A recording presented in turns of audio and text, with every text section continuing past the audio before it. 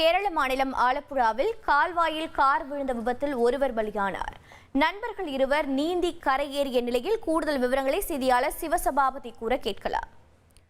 சிவசபாபதி வணக்கம். தற்போது உயிரிழந்தவரின் விவரம் என்ன? நண்பர்கள் இருவரின் நிலை என்னவாக இருக்கிறது? விபத்திற்கு காரணமான கால்வாயை சீர் செய்ய என்ன நடவடிக்கை மேற்கொள்ளப்பட்டுள்ளது?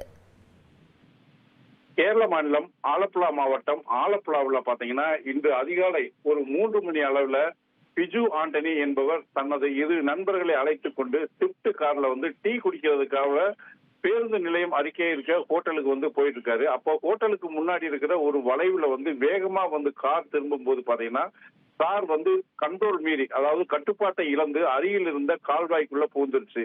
இதுல பாத்தீங்கன்னா நண்பர்கள் இருவரும் காரின் பின்பக்கம் கதவை திறந்து அந்த தண்ணியில நீந்தி வெளியில வந்துட்டாங்க. ஆனா பிஜு ஆண்டனி டிரைவிங் செஞ்சுக்கிட்டு இருந்ததுனால அங்கிருந்து வெளியில வர முடியாம தண்ணீரில் மூழ்கி, அதாவது மூச்சு தண்ணீரில் இறந்து விட்டார். வெளியில வந்த நண்பர்கள் 2 பேருமே போலீசார் மற்றும் தீயணைப்பு துறையினருக்கு தகவல் கொடுத்ததன் பேர்ல போலீசார் மற்றும் தீயணைப்பு துறையினர் காருக்குள்ள இருந்த பிஜு ஆண்டனியினுடைய உடலை மீட்டு பாத்தீங்கன்னா பிரேத பரிசோதனைக்காக மருத்துவமனையில வச்சிருக்காங்க.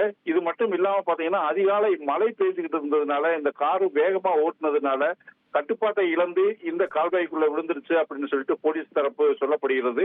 இருந்தாலும் பிஜு ஆண்டனி இறப்பு பாத்தீங்கன்னா அவங்களுடைய நண்பர்கள் மற்றும் உறவினர்கள்ட்ட பெரும் சோகத்தை ஏற்பட்டிருக்குன்னே சொல்லலாம்.